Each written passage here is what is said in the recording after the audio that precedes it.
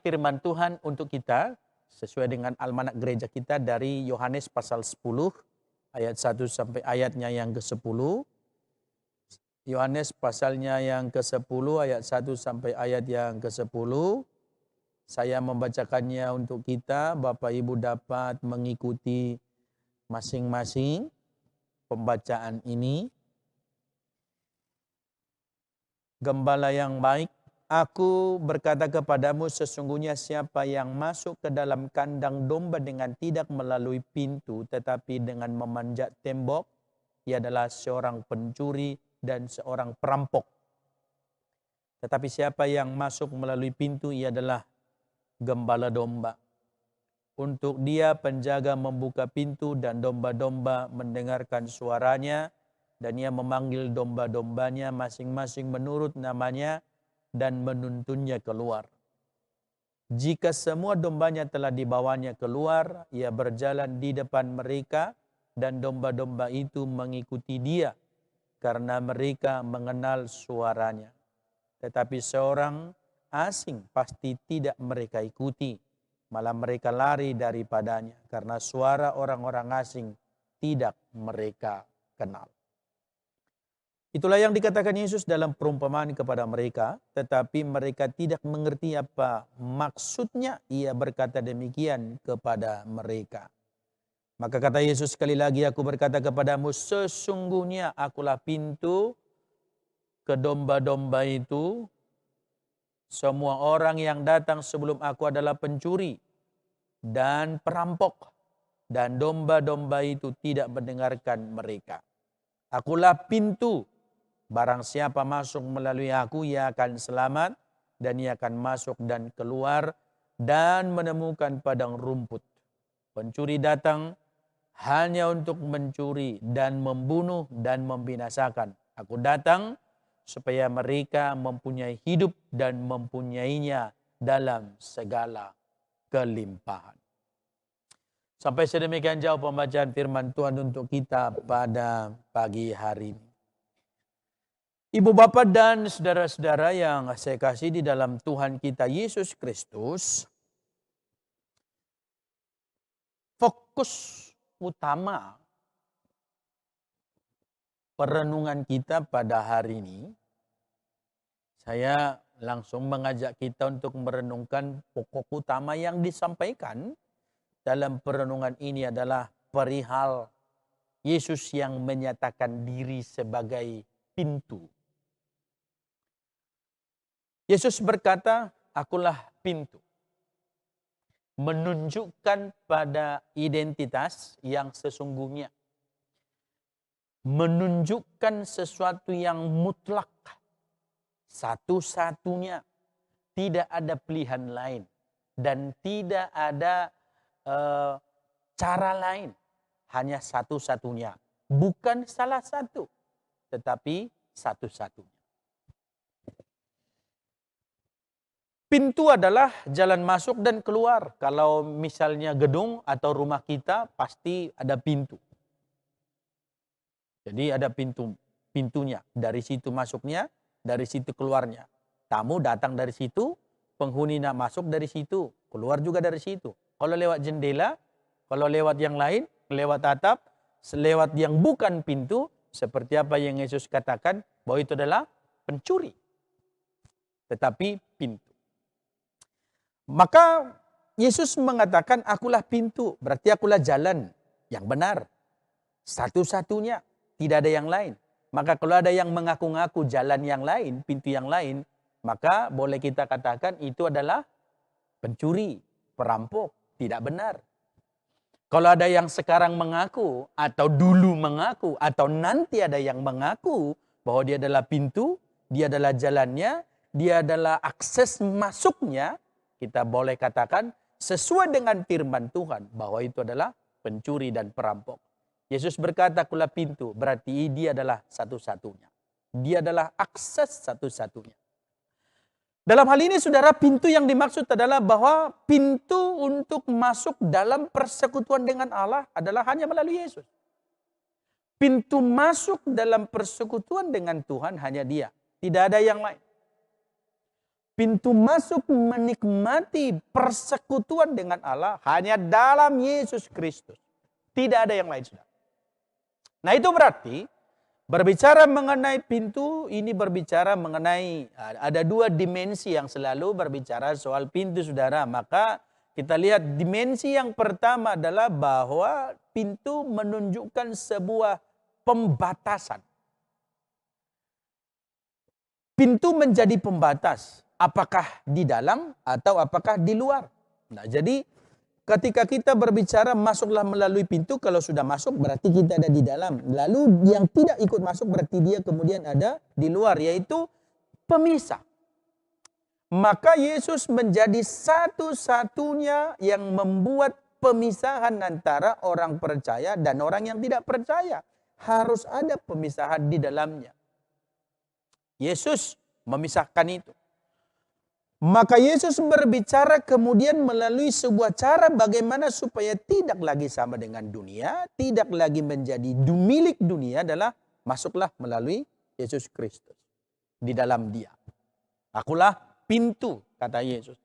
Lalu yang kedua, saudara-saudara, dimensi yang kedua adalah yang menunjukkan pada sebuah keberadaan kita, yaitu hubungan. Yang menghubungkan orang-orang percaya dan orang tidak percaya di luar itu adalah harus melalui pintu itu juga. Sederhananya yang mau sampaikan saudara-saudara bahwa percaya kepada Yesus membuat kita punya identitas baru menjadi kawanan domba Allah. Percaya kepada Yesus menjadikan kita sebagai orang-orang yang terpisah dari dunia menjadi anak-anak Tuhan. Yang disebut dalam istilah ini, pengistilahan di sini adalah domba.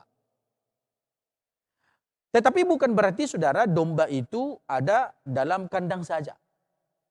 Tetapi Yesus mengatakan bahwa dia datang menemui, dia datang ke kawanan itu, dia hadir di situ. Lalu kemudian membawa mereka keluar ke dunia itu. Yesus tidak memberikan makan domba itu di dalam kandang, tidak. Makanan tidak diantar ke kandang, tidak saudara. Dan dia segala sesuatu aktivitasnya tidak di dalam kandang, tidak. Kehidupan kita bukan hanya soal dalam komunitas kita, enggak. Kehidupan kita bukan hanya soal kita-kita saja, enggak saudara. Tapi Yesus berkata bahwa aku datang ke tengah-tengah mereka, mengenal mereka, membawa mereka satu persatu, dan sesudah itu dia datang memimpin mereka. Maka perbedaannya saudara-saudara, Yesus membawanya, Yesus keluar lalu memimpin seluruh kawanan domba itu. Dia yang memimpin, dia yang berdiri di depannya. Itu berarti kekristenan tidak hanya soal komunitas yang menjadi eksklusif saudara, tapi dia harus terbuka. Karena Yesus pun membawanya keluar. Kita bukan hanya untuk diri kita, bukan hanya untuk kita-kita saja. Sehingga kita bukan hanya sibuk, hanya berurusan soal diri kita saja. Tapi harus ada pintu keluar, melihat kemudian dunia luar. Di sana kita dituntun untuk boleh melihat banyak hal dan mendapatkan berkat di situ. Maka Yesus memimpinnya keluar ke padang rumput. Saya memaknainya begini saudara-saudara. Saya memberikan temanya dalam khotbah ini adalah bahwa pintu kelimpahan. Saya merenungkan ini sesuatu yang menjadi bagian dari yang dipanggil Tuhan, bagian dari mereka yang dipilih oleh Allah, dan perbedaannya dengan mereka yang tidak ikut masuk melalui pintu itu, yaitu Yesus itu sendiri. Yang disebutkan begini saudara. Pertama, akulah pintu, kata Yesus. Berarti kalau kita merujuk kemudian dalam mulai daripada ayat yang ke-6 sampai ayat 10, disebutkan bahwa dia adalah pintu keselamatannya. Tidak ada yang lain, tidak ada pilihan lain. Dia adalah satu-satunya. Jalan ke Roma kata istilah banyak. Ada banyak jalan menuju ke Roma. Ke Roma yang banyak jalan. Tetapi kalau menuju kepada keselamatan, tidak banyak jalan. Hanya satu. Hanya satu. Manusia dalam mengekspresikan rasa sukacita, rasa kagumnya, boleh banyak cara. Tetapi kalau untuk mendapat keselamatannya, hanya satu cara. Menerima Yesus, percaya kepada Yesus, dan hidup di dalam Yesus. Jalan menuju surga hanya satu. Di luar itu, pencuri dan perampok. Keselamatan dijamin oleh Tuhan. Kehidupan dijamin oleh Dia. Keselamatan jiwa manusia hanya ada melalui Yesus Kristus. Dalam Kisah Para Rasul pasal 4 ayat 12 dikatakan, saudara, bahwa tidak ada nama lain selain nama Dia yang di dalamnya ada keselamatan. Dan saya percaya, saudara, bahwa firman ini meneguhkan keyakinan kita semua dalam setiap pengharapan kita. Bahwa kita ada di jalan yang benar, kita dalam pilihan iman yang benar, kita ada dalam persekutuan yang benar, bahwa kita ada dalam kerajaan Allah sebagai anak-anak Tuhan. Amin, saudara. Satu-satunya.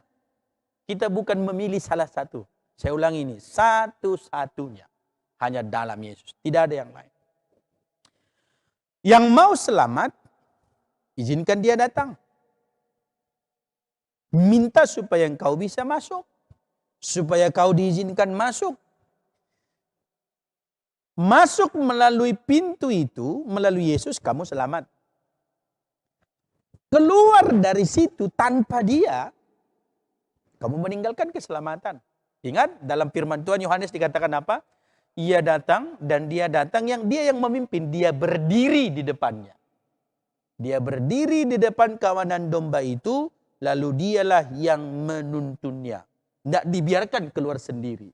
Tapi dialah yang menuntun. Dia tahu domba-dombanya lemah. Dia tahu kawanannya itu tidak pintar-pintar. Tidak punya kekuatan apa-apa. Maka dia yang memimpinnya. Di depan. Menunjukkan kemana mereka akan pergi. Yang kedua, saudara, bahwa dia menyebutkan bahwa dia adalah pintu berkat. Pintu berkat. Saya ajak kita untuk membaca ayatnya yang ke-9. 9 sampai 10. Akulah pintu, barang siapa masuk melalui aku, ia akan selamat. Dan akan masuk dan keluar dan menemukan padang rumput.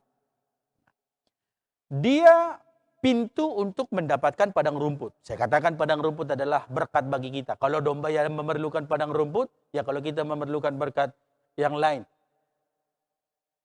Gambarannya adalah dalam dia kita mendapatkan berkat. Ia memimpin ke padang rumput. Ia yang menunjukkan apa yang terbaik. Maka saya bayangkan begini, saudara. Dalam doa syafaat kita, dalam segala kerinduan-kerinduan yang mau kita, yang sudah kita gumuli dan doakan, dan bahkan apa yang sudah kita dapat hari ini. Apakah saudara begitu yakin, dan kita begitu yakin bahwa segala sesuatu yang sudah kita nikmati hari ini adalah Tuhan yang menuntun kita sampai di situ? Saya sampai hari ini di sini, saya percaya saudara Tuhan yang menuntunnya. Kita ada sampai pada kehidupan hari ini, sukses hari ini, segala keraihan prestasi hari ini, Tuhan tuntun kita sampai ke situ. Tidak dibiarkan jalan sendiri. Karena kalau dibiarkan jalan sendiri, saya yakin kita sesat. Karena kalau kita berpikir kalau itu karena kita kuat dan karena kita mampu, makanya banyak yang sombong dan angkuh. Tapi ketika disadari Tuhan yang memimpinnya, maka saya percaya saudara kita melihat bahwa kata Mazmur pasal 23 tadi dalam responsoria yang dinyatakan pemazmur, apa saudara? Ia memimpin aku. Dia yang menuntun aku. Dia tuntun ke jalan yang benar, dia tuntun ke padang rumput hijau yang berkat, padang rumput gambaran berkat. Maka kita dituntun sampai hari ini, dia yang memimpin di depan.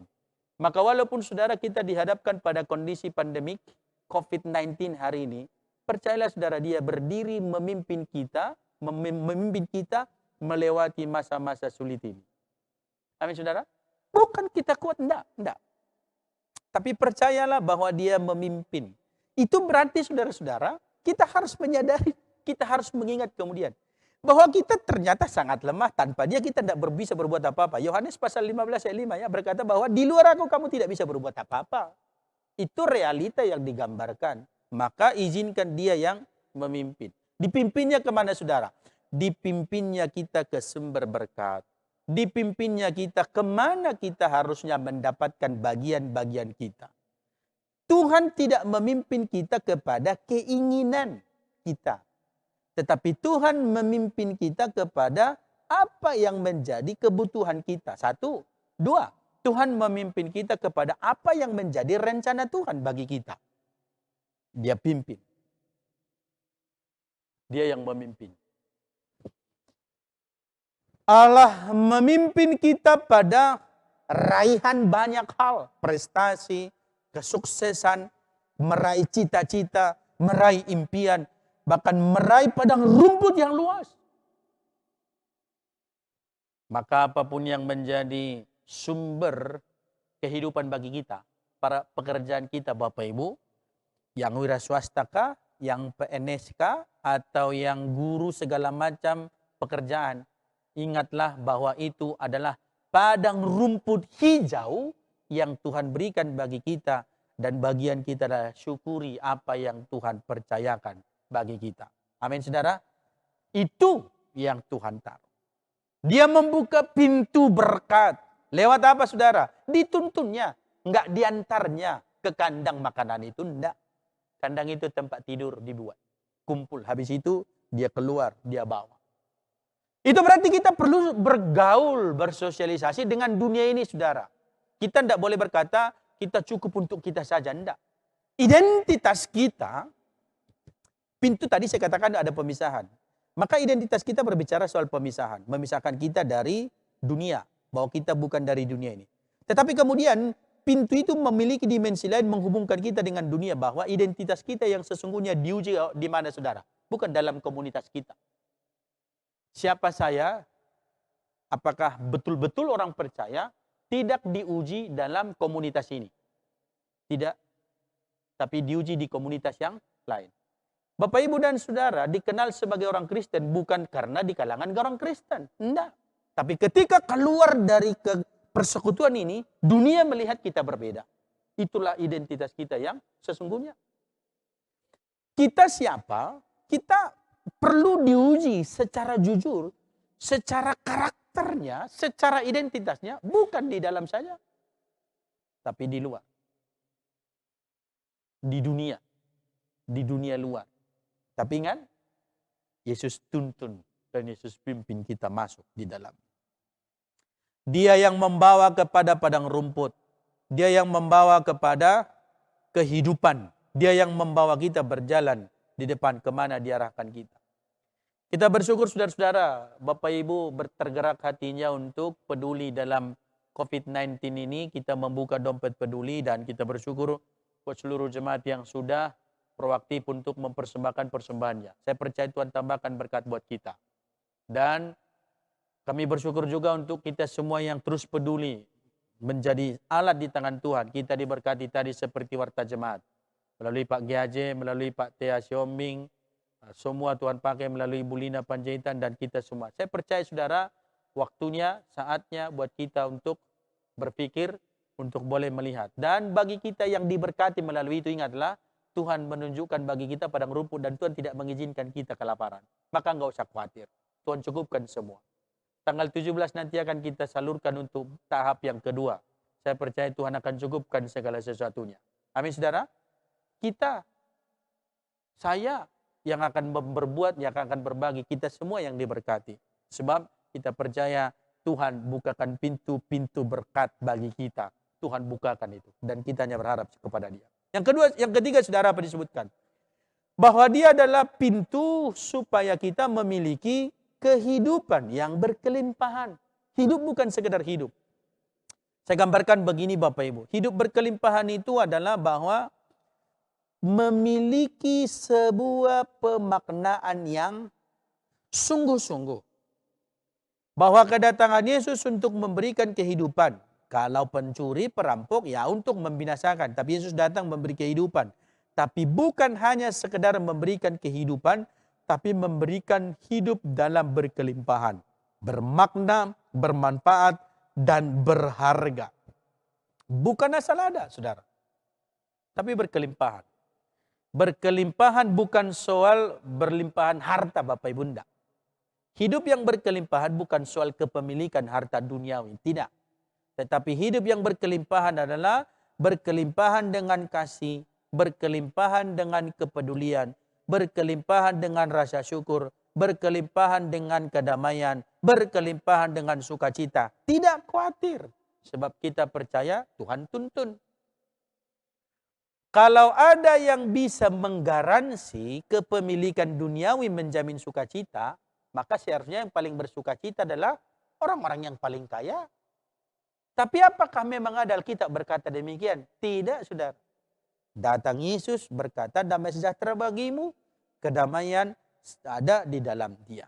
Oleh sebab itu yang menjadi penegasan yang disampaikan dalam status, dalam identitas Yesus ini adalah bahwa hidup di dalam Tuhan adalah hidup yang di dalamnya kita nikmati kelimpahan kasih, kelimpahan sukacita, damai sejahtera. Walaupun keadaannya sulit, tapi kita tetap berbahagia. Walaupun keadaannya sulit, tapi kita tetap bersukacita. Walaupun sekarang mendengar berita-berita yang mungkin menakutkan, tapi bagi kita tidak perlu takut. Oleh karena Tuhan, oleh karena Allah yang berkuasa dalam kita, maka tidak perlu takut. Saudara yang saya kasih di dalam Tuhan, Alkitab mencatatkan buat kita bahwa Tuhan datang untuk memberikan hidup yang berlimpah-limpah. Bagaimana dapat memahaminya? Buka hatimu untuk Tuhan, buka hatimu untuk Dia, izinkan Dia mengenali seluruh apa yang ada di hatimu, apa yang ada di hidupmu, apa yang ada dalam motivasimu, tujuanmu. Dalam renungan kemarin saya katakan, jujur kepada Allah, jujur kepada Tuhan, terbuka di hadapan Dia, katakan seluruhnya apa yang menjadi harapan dan kerinduanmu. Maka tunggu Tuhan menuntun engkau keluar dari segala apa yang menjadi pikiran-pikiranmu untuk dibawa pada pikiran Allah dan tujuannya. Di situ kita menemukan makna hidup yang sesungguhnya. Saudara-saudaraku yang saya kasih di dalam Tuhan, kekristenan bukan hanya soal tinggal dalam kandang. Kekristenan kita tidak berbicara soal kita ada tinggal dalam persekutuan kita. Kita tidak diberi makan dalam kandang, saudara. Tetapi keluar dari kandang. Keluar dipimpin oleh Dia. Keluar ke padang rumput. Keluar ke tempat berkat. Dan di situ identitas kita sesungguhnya diuji. Izinkan Tuhan sebagai pemimpin hidupmu. Serahkan seluruh hidupmu dipimpin oleh Dia. Bukan oleh pikiran kita. Bukan oleh kemauan dan keinginan. Oleh segala kemauan kita. Tetapi oleh Allah yang mengendalikan hati, pikiran, dan hidup kita. Sehingga hidup berkenan kepada Allah. Saya percaya, sangat percaya saudara-saudara, bahwa kita semua ketika ada dalam segala kesadaran penuh menyerahkan diri kepada Allah, Ia tahu kerinduanmu, Ia tahu harapanmu, Ia tahu segala doamu, dan Ia akan menuntunmu untuk menerima segala hidup dalam kelimpahan ini. Berserah diri kepada Allah dan percaya kepada Allah. Di tengah-tengah dunia yang di dalamnya kita tinggal. Di pekerjaan, di dalam segala kehidupan bermasyarakat dan dimanapun. Saatnya kita menunjukkan siapa kita sesungguhnya. Orang-orang percaya, orang-orang pilihan yang sudah dikhususkan oleh Allah. Menjadi berkat, menjadi terang, dan menjadi teladan bagi dunia, bagi sekitar kita. Dan lebih daripada itu, dalam situasi yang terjadi saat ini, sikap mentalitas kita, sikap hidup kita, sungguh-sungguh boleh menjadi teladan bagi orang-orang lain, supaya kita turut serta memutus mata rantai COVID-19. Supaya semuanya boleh berakhir dan kita semua menikmati sukacita. Tuhan Yesus memberkati kita, mari kita berdoa. Bapa kami dalam surga, kami bersyukur untuk firman-Mu yang sudah kami terima pada siang hari ini. Kami bersyukur mengenal-Mu dan Engkau adalah jalan itu, pintu menuju kepada seluruh harapan dan kerinduan kami. Kami datang dan berharap kepada Allah, kami datang dan berharap kepada Tuhan, dan kami datang bermohon kepada-Mu. Kuasa kasih, lawatan, dan pemeliharaan Tuhan yang sungguh ajaib kiranya memberkati kami. Dan biarlah di sepanjang hidup kami terus berserah, kami terus berharap, dan kami terus memuliakan Tuhan. Dan biarlah kami boleh dituntun oleh-Mu, oleh Roh-Mu, ke dalam kehidupan yang akan kami jalani. Tuhan berkuasa, menolong, memberkati, dan mengurapi kami semua. Dalam Yesus Kristus, kami sudah berdoa. Amin.